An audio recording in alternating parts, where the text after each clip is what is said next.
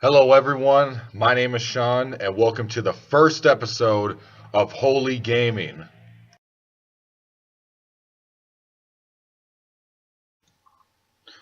Welcome to the first episode of Holy Gaming. So, what we're going to be doing today is I'm going to be playing a game called Balloon Tower Defense number 5. This game I found on Kiwi Games. It's pretty fun. And I wanted to go over uh, it gets a little confusing when it comes to different churches and the different doctrines about the I believe it's in Acts chapter 2. Hello, everyone, and welcome to the first episode, season 1, episode 1 of Holy Gaming. And I lied. That was just from some other thing I was doing. I was trying to do the Balloon Tower Defense game, which is I believe it was number 5 because there's 1 through 5 of the Balloon Tower Defense games you can play on Kiwi Games, or I think it's like coolmathgames.com. This website, this kid that I watch shows me as like little brother, big brother type of thing. We're actually doing the book of James. Okay, so we're going to be going over James. And it looks like today we're going to be talking about and going over James chapter 1, verses 5 through 8. So I'm going to this new church, Crossroads, and that's what they're doing. Pastor Kyle is a really cool pastor. What he's doing is he's he made a series on this. So this is what we're going to be doing. All right, so this is, okay, so we're going to go ahead and start. So everybody pull out your Bibles. We're going to be reading James chapter 1, verses 5 through 8. All right, so let's start. I'm going to be using the New King James Version. All right, okay, so let's get started. So verse 5, chapter 1. If any of you lacks wisdom, let him ask of God, who gives to all liberally and without reproach, and it will be given to him. All right, so this is pretty much talking about, it's saying in here that what this really means is what Pastor Kyle's talking about is wisdom. So what you're able to, so there are different passages in the Bible where you are able to pray for certain things and you'll be able to get them depending on the situation. It's really depending on what you are praying about. But really, wisdom is it's really its definition. It's something that you gain through what God gives you, like what He puts in your head, and then that wisdom can be used for something else or be used for somebody else. Because the definition of wisdom is basically being used for God's purpose. Like you have been gained the knowledge to do what God is asking you to do. So that's pretty much what knowledge is. I'm sorry, not knowledge, but wisdom. And the comparison of wisdom to knowledge is that when it comes to that, a lot of people get this screwed up. It's when people think about knowledge, they think it is in the same contrast as wisdom, like it's the same thing.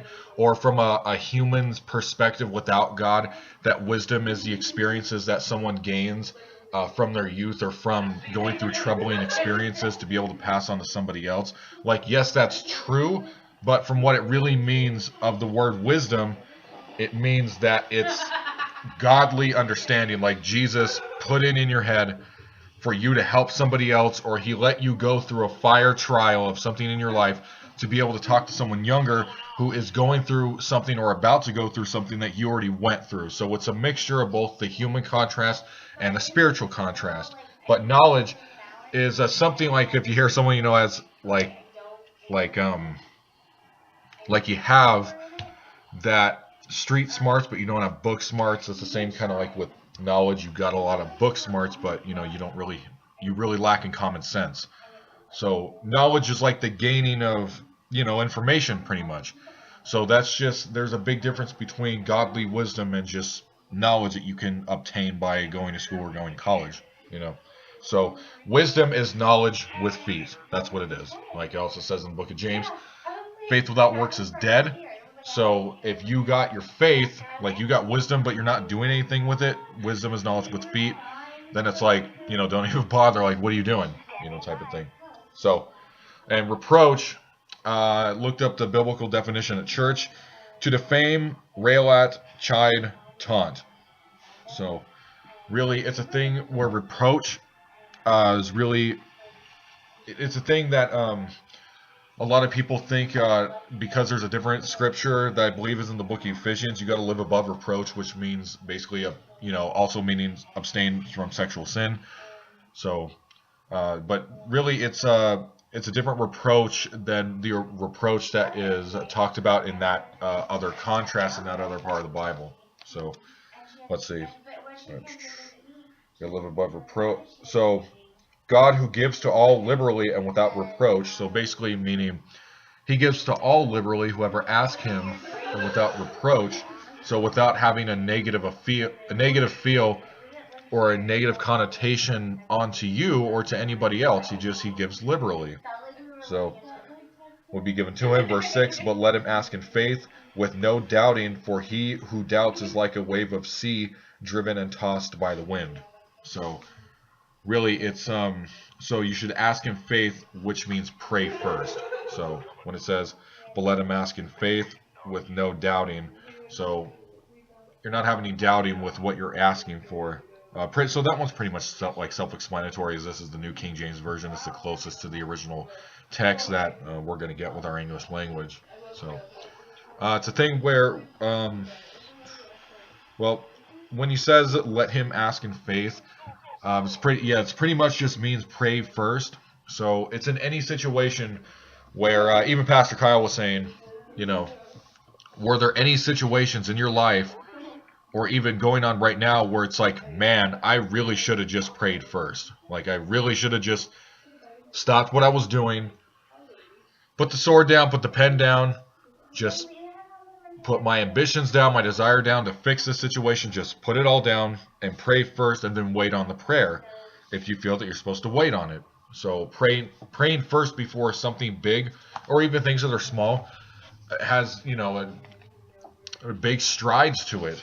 It also says that without doubting, for he who doubts is like a wave of the sea driven, tossed by the wind, because it's a double-minded person pretty much. So when it comes to for he who doubts, so you love God, but you doubt what he does because it's better for you to have your own understanding about things. It's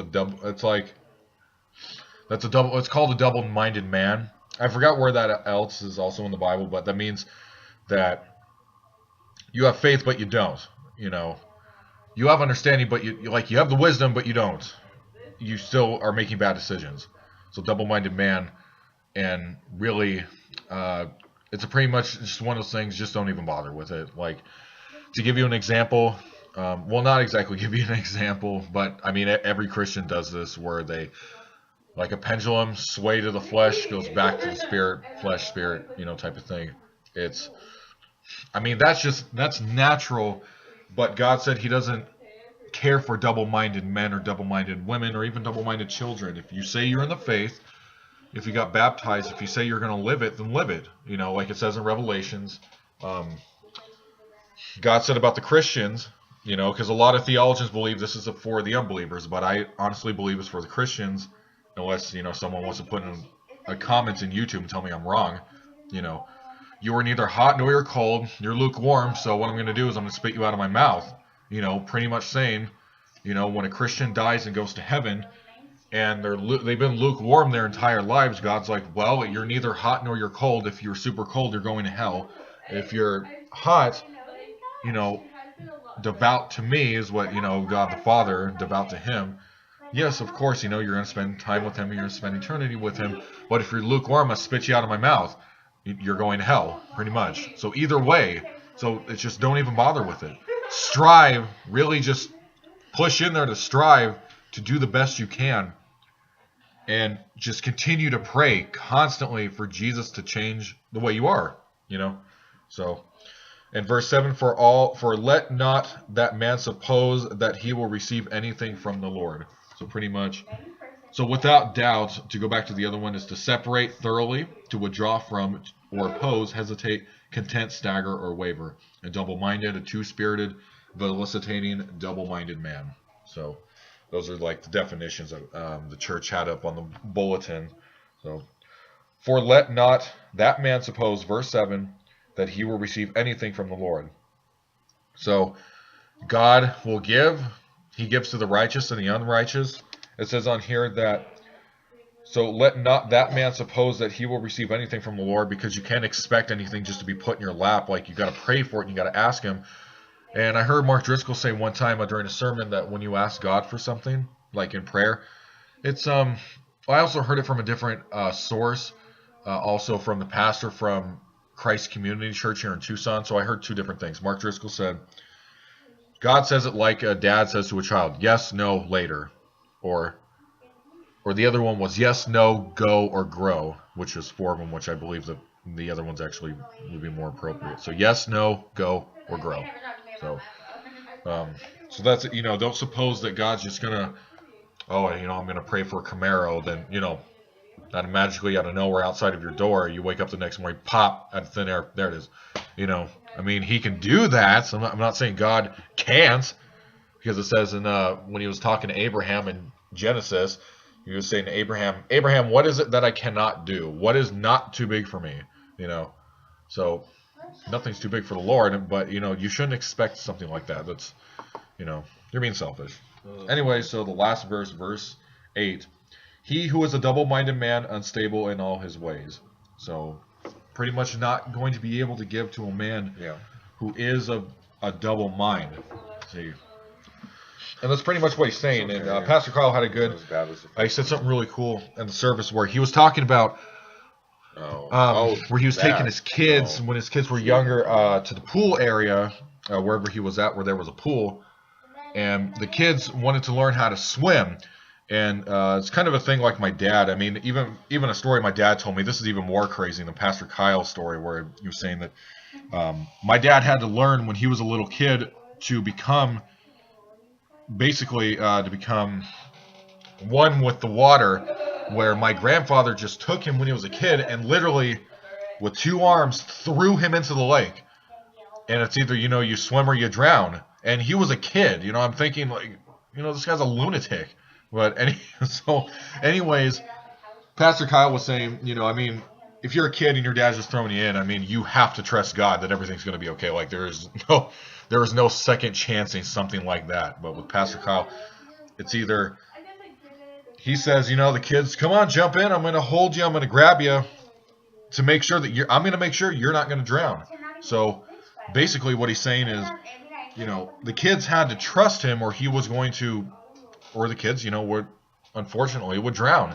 But I don't see why he would let his kids drown. But really, why would our Father let us drown? He's going to help us through the hard times. He's going to be there for us. He always is there for us. So when the kids jumped in off the side, Dad, boom, catch him, instead of letting him fall underwater into the abyss of the pool. So, I thought that was a really cool analogy that Pastor Kyle used. So, so for this month, we're going to be going through the book of James. So I do apologize. I was actually going to do the book of Acts, but we're going to be copying Crossroads Church here in Tucson. So whatever they do Sunday morning, I'm just going to do a remix of and make a video of it on here. And also thank you for the video footage from Mr. Ed XWX for the Star Wars StarCraft play, StarCraft number 2 on here. So both the videos I'm playing are from him. I'd like to thank all for the people who made the pictures that I got off of Google.